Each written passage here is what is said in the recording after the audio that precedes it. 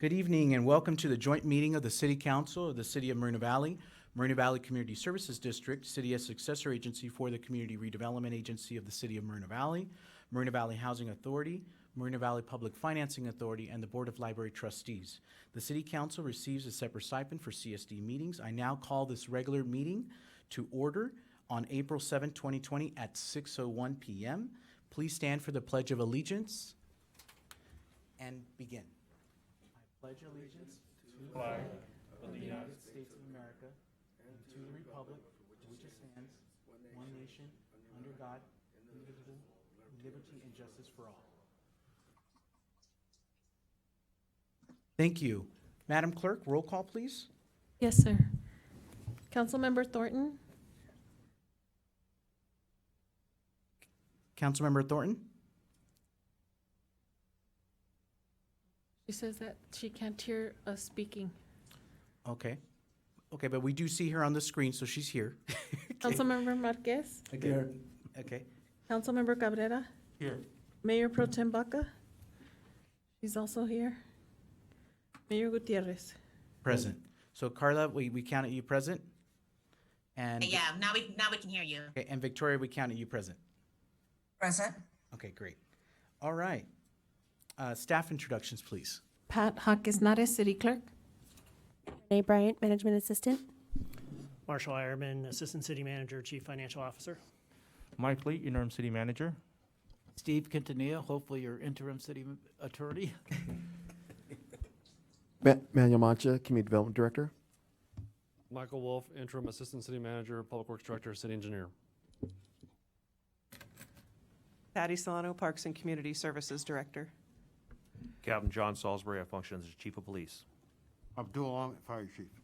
Paul Early, Assistant City Attorney. Okay, great. All right, well, thank you to the staff for being here. Before we hear public comments on items, on non-agenda items and agenda items, I just want to make it very, very clear. There's been some concern about item A8, which is the utility rates. And so I just want to make it clear that there will be no action taken on the resolution on tonight's agenda item A8 regarding Moreno Valley Utility. And this is because the Disaster Council, which is convened by ordinance when we have an emergency, and I'm actually the chair of the Disaster Council, we already took action a couple of weeks ago, and that is to not raise any of the rates and also any of the shutoffs or anything like that. We're not doing shutoffs, anything like that. So this item, the reason why it's on here is because normally the resolution comes before council twice per year in accordance with MVU's founding agreement that MVU's rates keep pace with those of Southern California Edison. However, given the circumstances of what we're going through, or the crisis, the COVID-19, and also, although the Disaster Council already talked about this already, there are going to be no rate increases, for that matter. So I just want to make that very clear. I thought I made it pretty clear to specific people, but I just want to make it very clear to the public. So before we hear public comments this evening, I ask and encourage everyone to please, that's participating, to keep their comments respectful towards each other.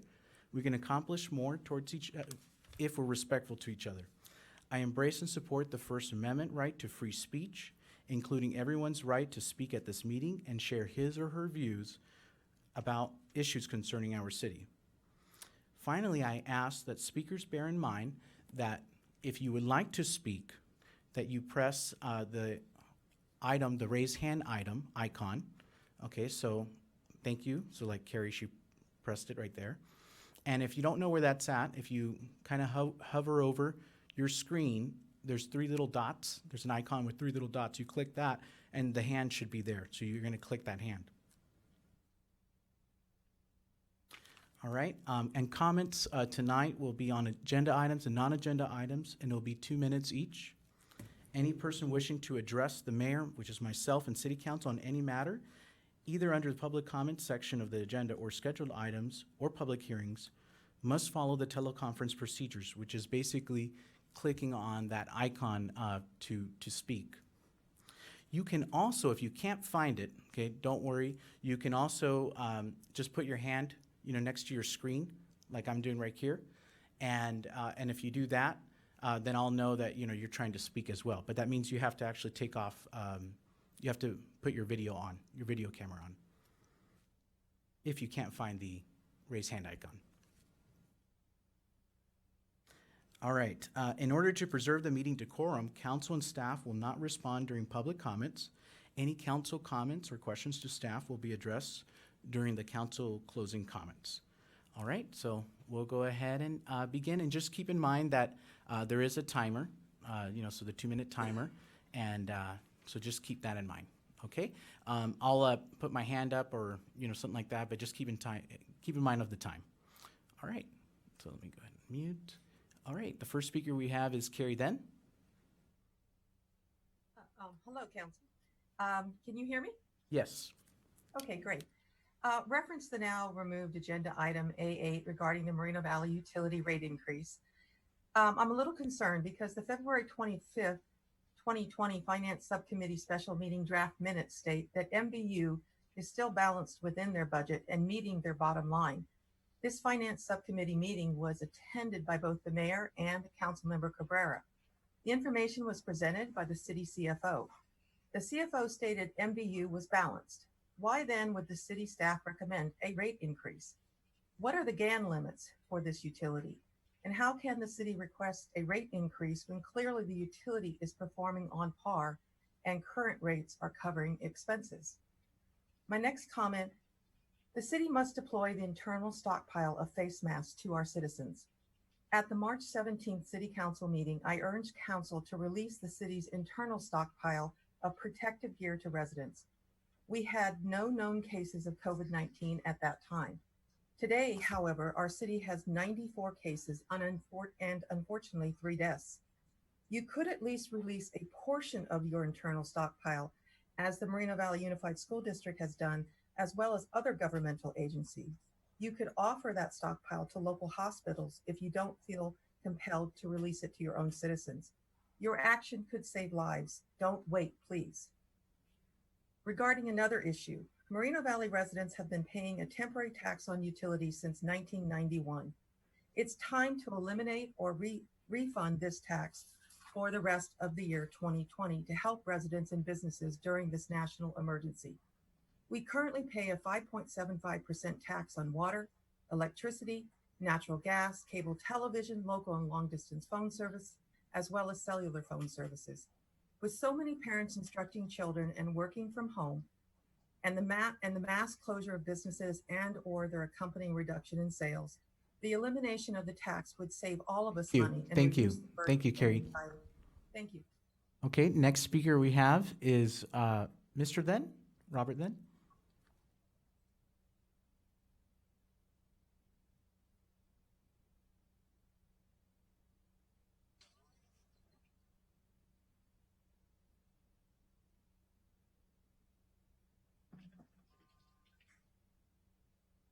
Go ahead, Mr. Then.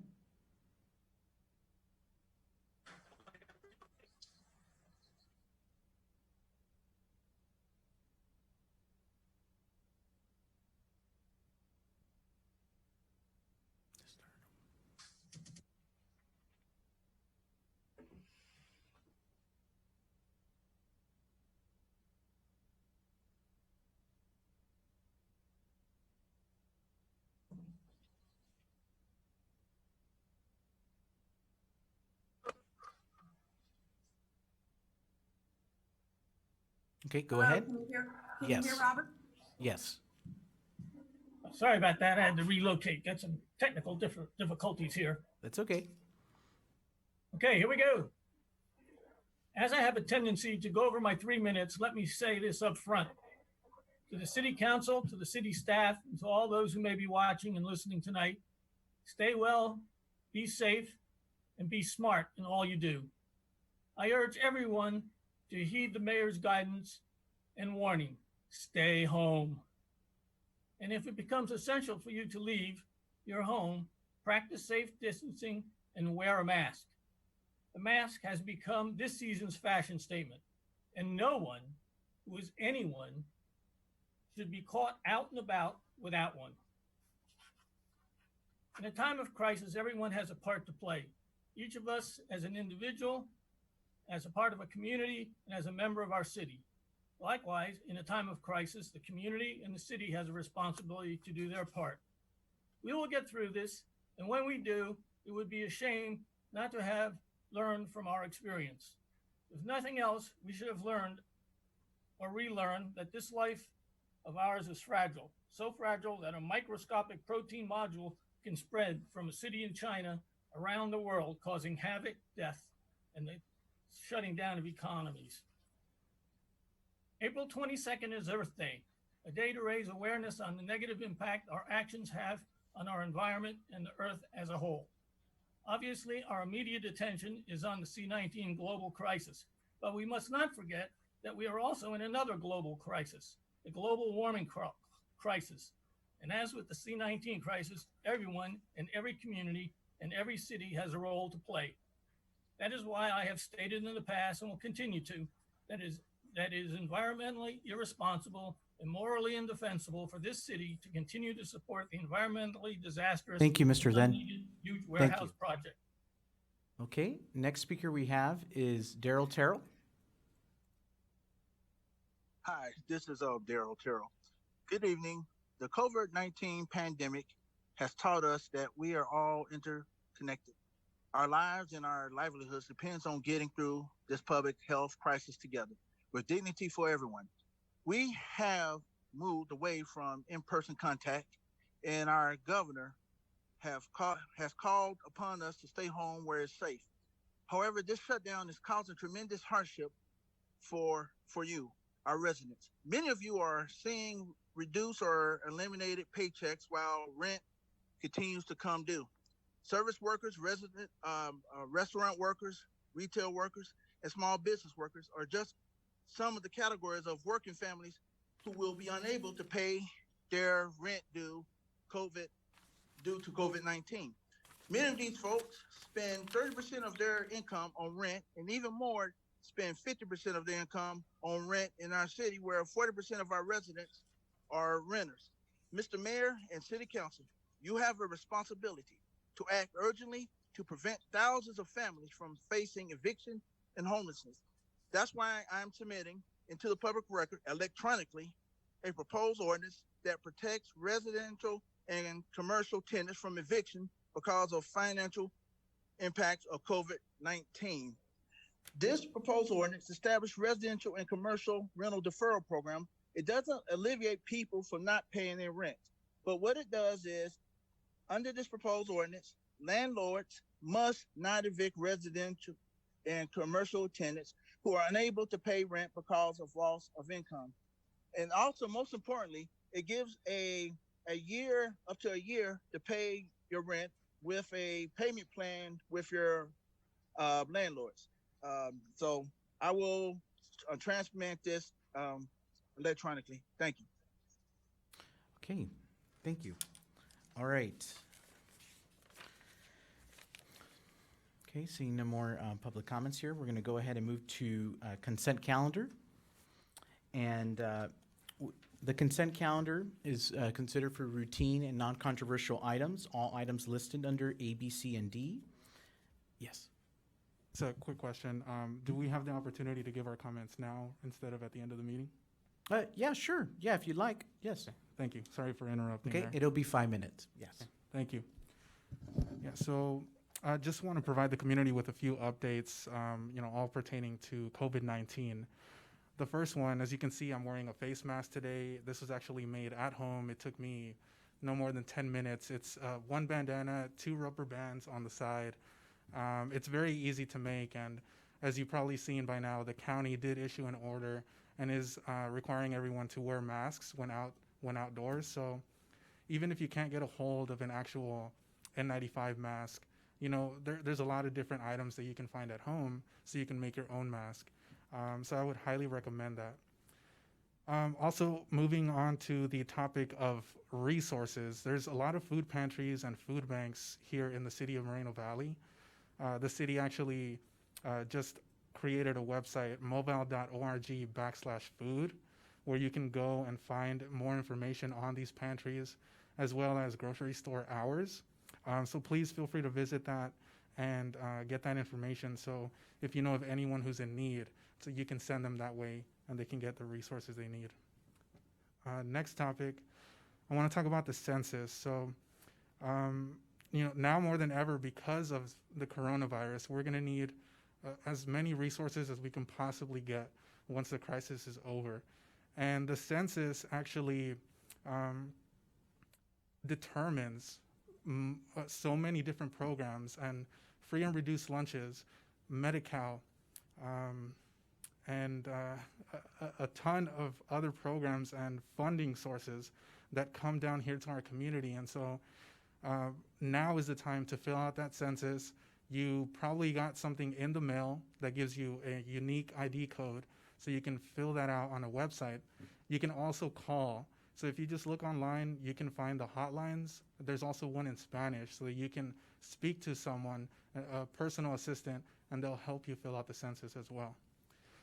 For small businesses, you may have heard as well, for a few programs, the Economic Injury Disaster Loan, the Paycheck Protection Program, you can actually go to the SBA.gov for more information. I highly recommend looking into those if you're a small business. The stimulus checks, those, according to the federal government, are supposed to start going out mid-April.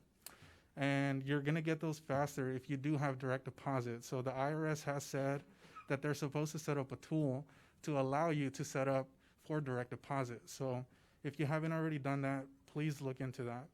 And forgive me for being a little out of breath. It's the mask messes with your mouth a little bit, but I'll try to take deep breaths here.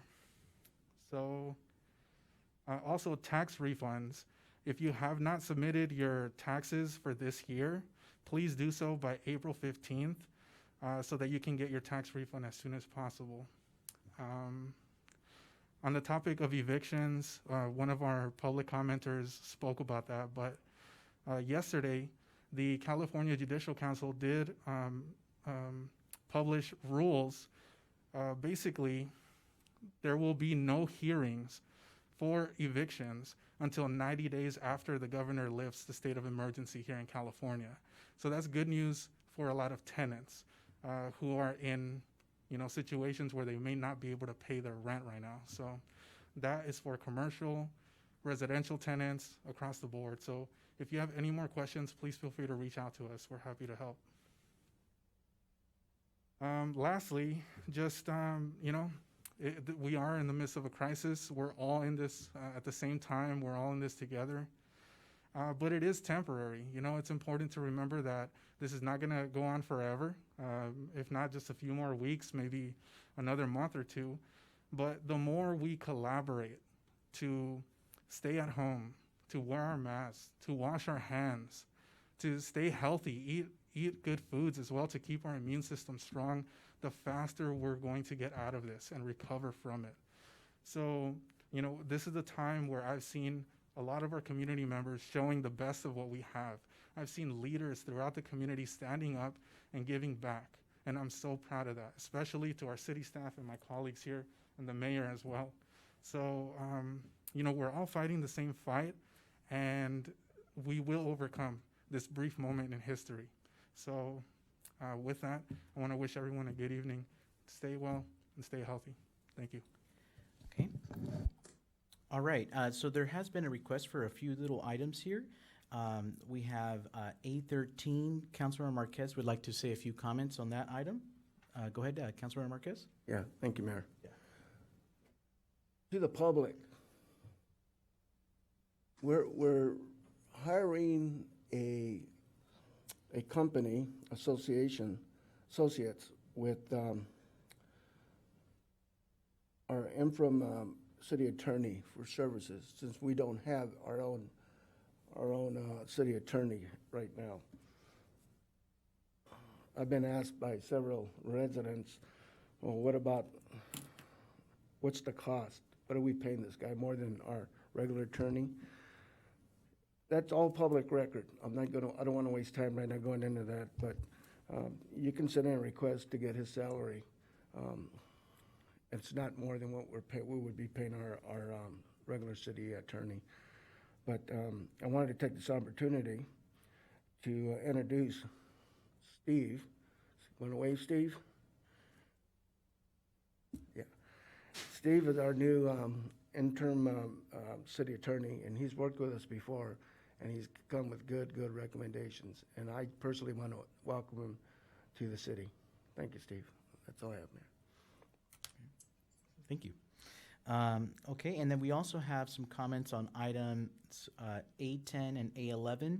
One, A10 is about potholes, A11 bike lanes, and this comes from Councilmember Thornton, and then I think you also have a comment on the other two other items. Yes, I want to make a comment on A10 and A11. So A10, I just want to give recognition that concerning construction and improvement around the city. So for A10 specifically, we'll be spending no more than $200,000 on potholes and road infrastructure. So I want to commend the city staff and Public Works on continuing to make to partner with the community in making this a priority for us.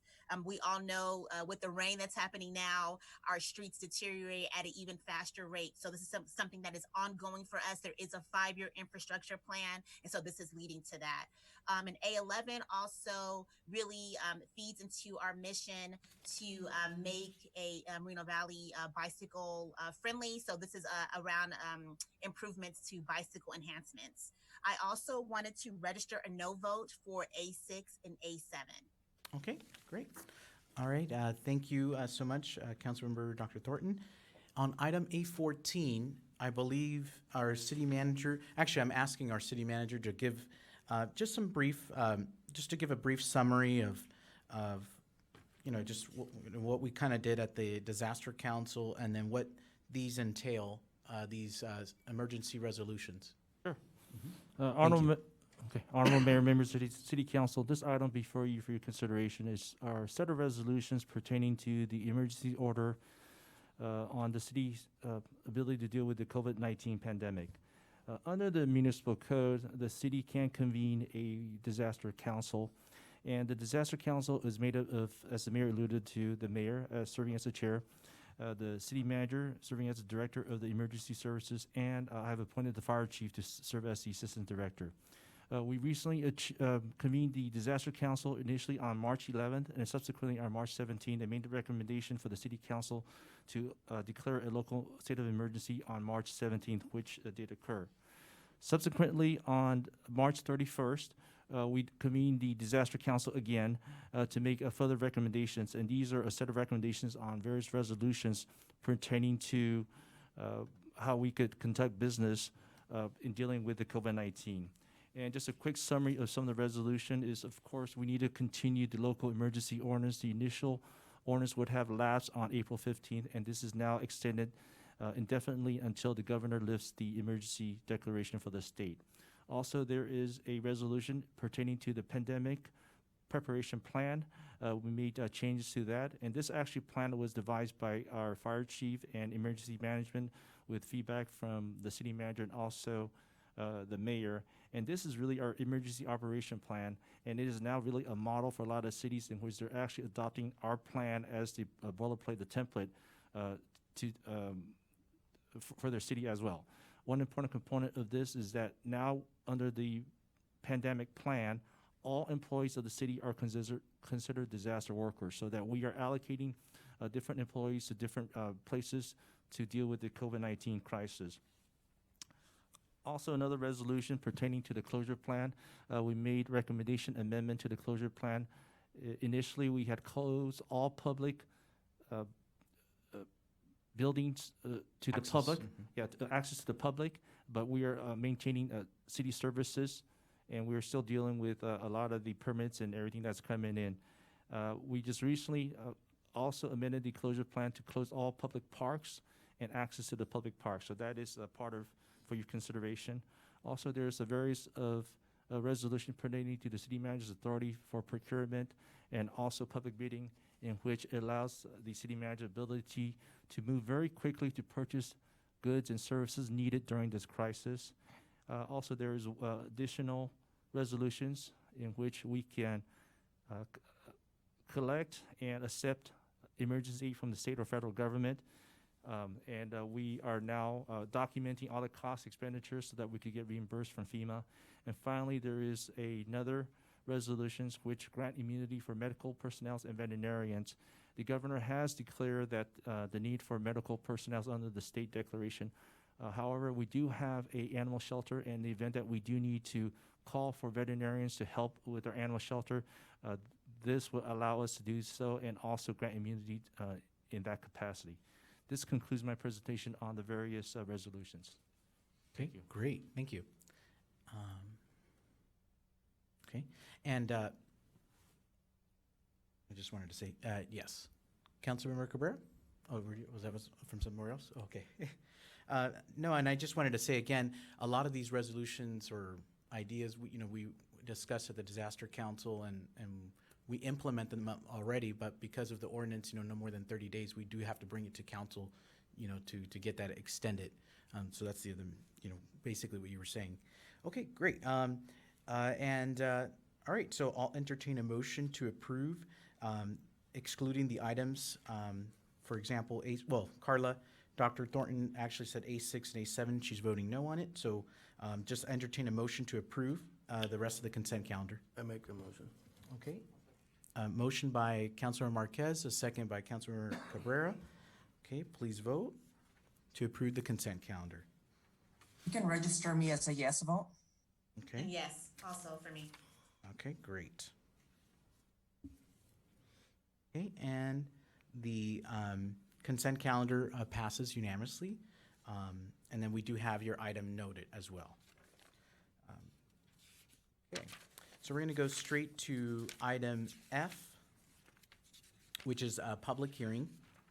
And that goes to public hearing F1, public hearing to adopt substantial amendment number 4 to the fiscal year 2019-20 annual action plan. And we'll have a report from the Financial and Management Services Department, our CFO and Assistant City Manager, Marshall Ironman. Good evening, Honorable Mayor, Mayor Pro Tem, City Council members. This item is related to the Emergency Solutions Grant that we received in fiscal year 1920. Part of that grant was allocated to what's referenced as SWAG, or the Social Work Action Group. So the City Council at that time awarded $90,000 to that organization. At this point in time, they have not been able to execute a contract with the city. So what we're recommending right now is we allocate $35,000 of that initial allocation to the Salvation Army, and this will supplement their work on the Homeless to Work program and the additional homeless services that they're currently doing. And with that, that concludes my report. Okay. Great. Thank you so much, Mr. Ironman. Okay, any council questions of staff? And then council member Dr. Thornton and Mayor Pro Tem Bakaja, you can just speak out if need be, okay? I have no questions on that item. Okay, if you have any questions, you could just speak. I will. Okay, all right, so I'm gonna go ahead and open the hearing. Seeing no public testimony on the item, hearing closed. Entertain a motion by council to approve staff's recommendations number 2 and 3. Make a motion. Okay, made a motion by Councilmember Dr. Thornton. I'll second. And a second by Mayor Pro Tem Baca.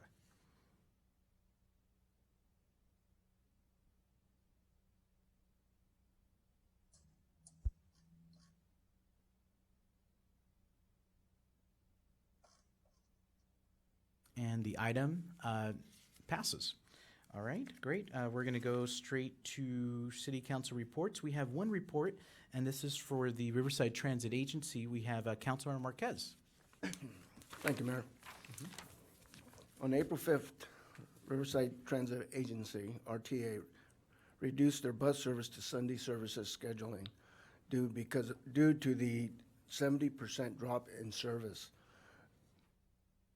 Got to remember, they have to reduce their scheduling because it's just a waste of money to have empty buses driving up and down. I've had some comments made since we posted it on the website. Well, what happens if I need to get to a certain place right away? Well, unfortunately, under these conditions, they have to conserve their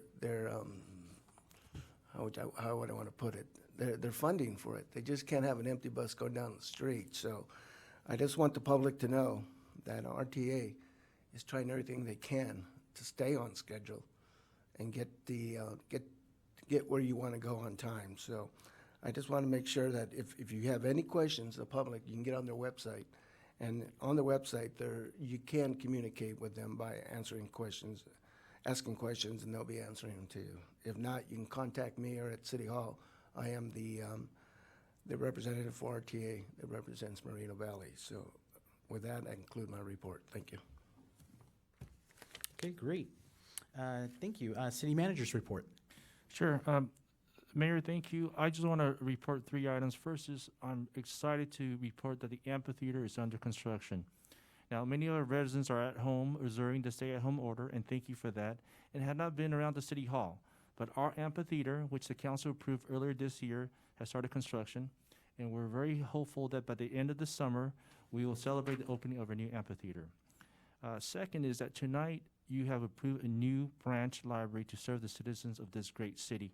This will be our 3rd library, and it's important to note that the improvements that was approved tonight is paid for from a library development impact fees, and that is paid upon when development occurs and developer pay into this DIF account.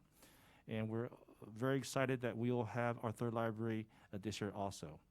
And finally, I just want to commend the leadership of the mayor and city council in the development of the Mobile Meals program, and that we are now serving 500 seniors in need and people on disability. And what Councilmember Cabrera alluded to, it is really showing the best of what we have. It's really bringing the community together in this really time of need. We're seeing a lot of volunteers helping us deliver some of the food to the people on disability. We're seeing large donations from a lot of our large companies, Procter & Gamble, Walgreens, Aldi Foods, UNFI, even Solaris Paper have donated either monetarily or products into our program. So it is working very well, and I just want to commend once again the mayor and the city council for your leadership in developing that program. That concludes the city manager's report. Thank you. Thank you. City Attorney. City Attorney's report, if you have one. Thank you, Mr. Mayor. First of all, thank you for having faith in me, second time around. But I just wanted to comment about the COVID-19 crisis, and because I've been getting a lot of questions from various people, your constituents, and some of you about which rules are mandatory versus which rules are simply guidance.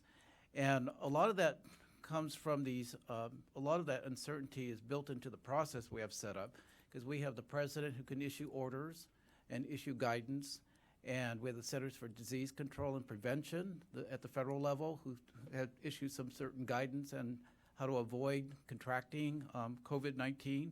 We have the governor's executive orders that are coming out. Some of the executive orders are mandatory. Some of them are simply guidance. Some of them are suggestions as to what cities can do with respect to adopting certain emergency measures. We have the California Department of Public Health. They have been issuing a lot of guidance that the governor follows and suggests to cities and counties. We also have the Riverside County Public Health Officer who has been recently issuing a number of orders, and those particular orders are significant to primarily to cities and special districts because a lot of the orders that are coming from the county are mandatory orders that we have to follow. And then the city has the discretion to adopt certain emergency measures such as it did tonight. But what the common thread is amongst all these different agencies and these different executive orders is that there's a strong suggestion, and in some cases there are orders to shelter in place, which is some people characterize as stay at home. But there's also the social distancing requirement, which is to remain 6 feet apart. And that's something that we find that's the common thread through all of these orders. And also the gathering of 2 or more people outside of their household.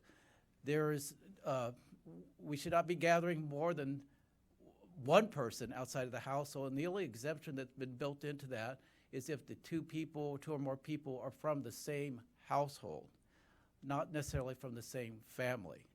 So you can have 2 unrelated roommates who can meet outside of the house, that same household, because they're from the same household, but that doesn't necessarily apply to family members, and that's where there's a lot of confusion. So I just wanted to put that out there so the public has a general understanding of where all of this is coming from, and a lot of it's flowing from the president all the way down to the county. And it leaves the cities with the authority to adopt certain measures to fill in certain gaps that we feel are important here to service our constituents. Okay. Thank you. Very nicely said. Thank you, City Attorney. And we'll have comments from Councilmember Dr. Thornton. Thank you so much, Mayor. I really want to recognize not only our first responders, the individuals still working in grocery stores, our delivery drivers, just all of these individuals, healthcare workers who have really supported us during this crisis. The surge is still weeks out. And so, I know many of us are a third week into our stay-at-home order, and we still have a bit to go. And I want to encourage our residents to, as stated before, cover their mouths and stay at home as much as possible. What I'm really concerned about is the mental health. Social isolation and depression is something that is real. As humans, we are meant to be social creatures, and even those who are introverts really have a way of engaging with people, and this is restricting that. And so one thing that has been established at the state is there is a mental health hotline. It's 1-800-854-7771. And so if you're someone who's experiencing depression or suicidal ideation, I really want to encourage you to reach out for help. Additionally, the governor has expanded child care assistance for essential workers. You can go to the state website to find out more information about that. And also Riverside County has made a call for retired medical volunteers to help. And I really want to encourage you, if you're someone who has a medical background and is retired or would like to volunteer, there is opportunities for you in Riverside County. Lastly, the one thing I'm really, really concerned about is the economic health of our city and our state. We economically are going to experience a significant blow to our infrastructure and our budget over the next 12 months from COVID-19. I want to commend the mayor for sending a letter to Senator Pelosi and also Assemblymember Medina, and I'm assuming Senator Roth. The CARE Act is not going to support city governments who have a population less than 500,000.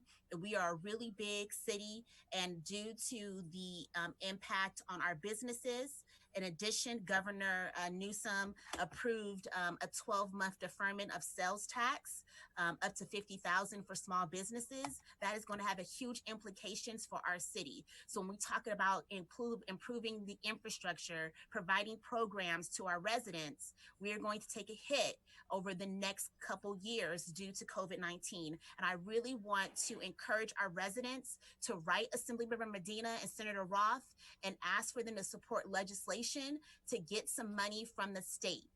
Our state has not yet used the rainy day fund that Governor Brown and Governor Newsom have talked about numerous times to directly support our residents, right? The residents of California. And so when you hear conversations about why is our city not giving the residents money, why are we not directly impacting, the state has the capacity to do that. And I really want to encourage our residents to lobby our state legislators to support us. So the mayor wrote a letter on behalf of the city encouraging Assemblymember Medina and other representatives to work on some type of financial assistance for not only our small businesses, but for our residents. In addition, our city, which as Ms. Thin mentioned earlier, has a large count of COVID-19 cases, and we currently have a shortage on our N95 masks. So our first responders are down to a less than 7-day supply, and we need assistance from the state concerning N95 masks, financial assistance for the city government, and also for our businesses. And I really think that this should be a priority of us as a city council. I'm happy that we have taken the initiative. We were the first city to have to deal with COVID-19 back at the end of January, and I think that we have been leading from the front and serving as a role model for other cities in Riverside County and for the state on how to not only be direct about what we need as a city to continue to operate in a successful manner, but to also provide the resources and the services to our residents. So that's all I had to say, sir. Thank you. Thank you so much, Councilmember Dr. Thornton. Appreciate that. We have Councilmember Marquez, if you'd like to say Yeah, just a closing few comments. words. Thank you, Mayor. First of all, I want to say Sherman Paints, I understand they donated some 95 masks to the fire department.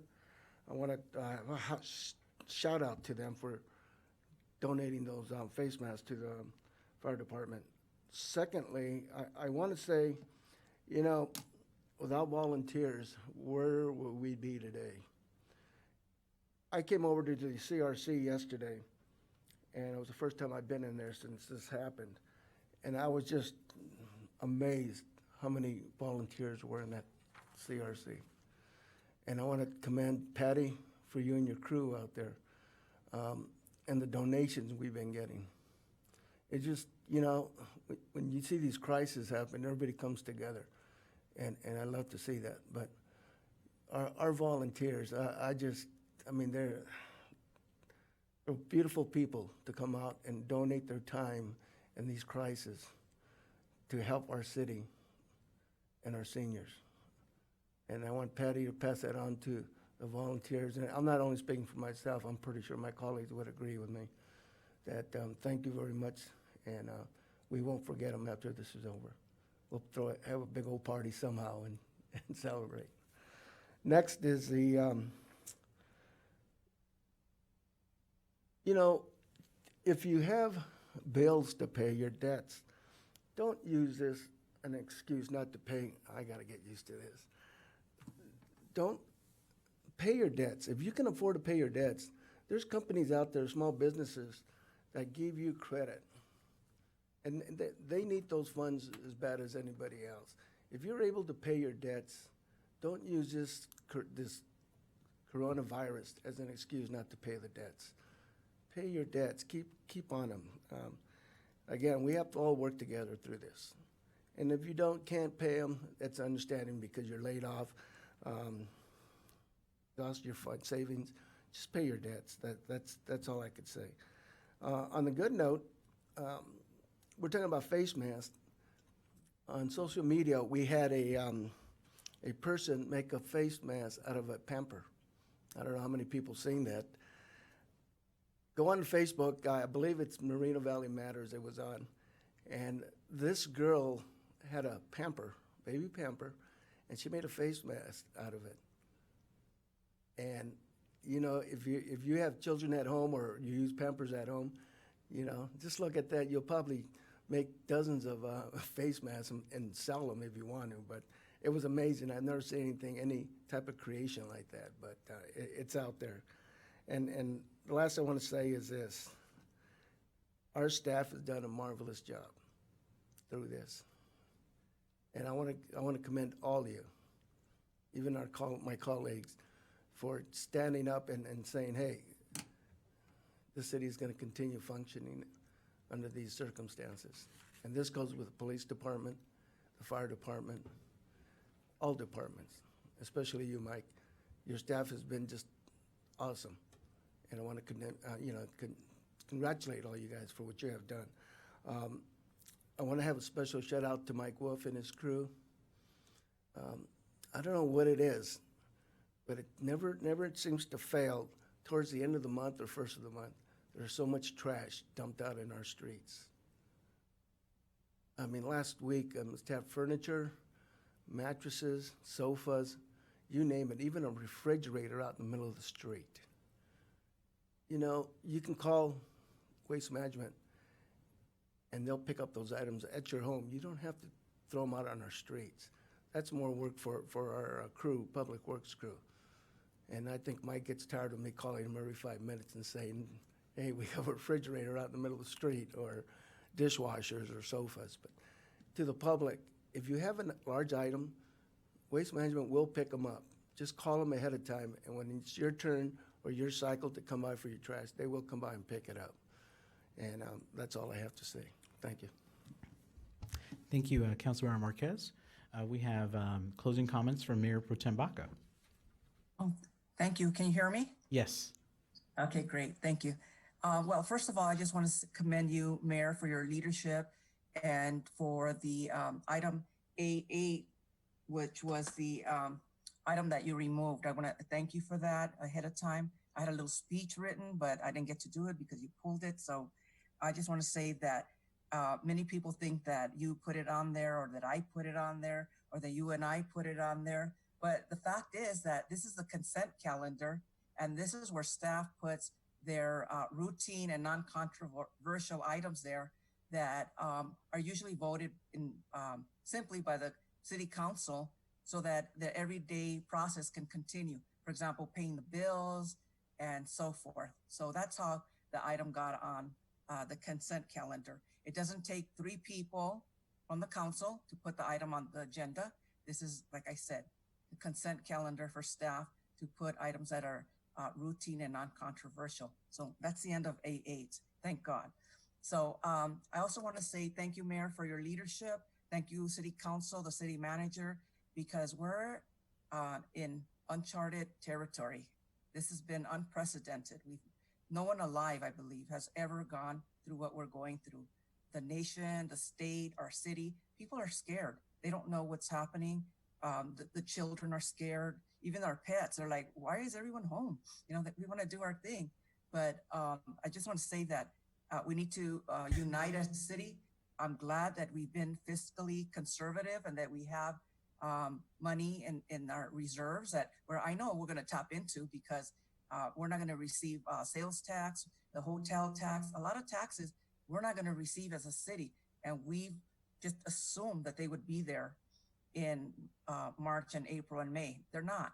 So we're going to be looking at other ways to make ends meet. So just beware and hold on and stay with us for the ride because Moreno Valley is a great city. We have great leadership. We have an excellent E-team that's, just doing everything, just like the Moval meals when you have all the volunteers and some of and the mayor.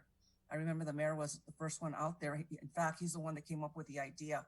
And I was just so proud of him and proud to live in Moreno Valley where we are taking care of our seniors and our citizens with special needs or disabilities or different needs. But I'm glad that we have that program and that we are at capacity. People need to call in every week, but I didn't think that we would reach that capacity, but I'm glad that we're able to do that. And I just want to thank our partners and nonprofits, the big companies that are in Moreno Valley for the donations, for everything that they've given the city so that we could survive and that we could support the less fortunate. And many people still have jobs. Many people are out there commuting, going to work, and they do have jobs, but it's not everybody. And you can't imagine, I don't think you can imagine if you still have a job, you still have a home, and you're able to pay your bills. You can't imagine what it is when both heads of household are unemployed. People with kids don't have food, and we have a lot of poverty. So please, if you can, unite instead of finding differences. We need to find our common ground and take care of each other. And when you're in church and you say love thy neighbor, keep that promise until you come back to the church the next day, the next week, and recommit to being a good Christian or good whatever religion you are. It doesn't matter. I think we all have the same tenets of love thy neighbor. So love thy neighbor is not just a feeling, but it's an action. And if we can, let's help the less fortunate. Thank you. Thank you so much, Mayor Pro Tem Baca. And just in talking about, the less fortunate, that's really what the Moval Meals program is about. And really giving, those 500 care packages to, those 500 families that are out there. And these care packages, by the way, people are actually able to have food enough for almost about a week.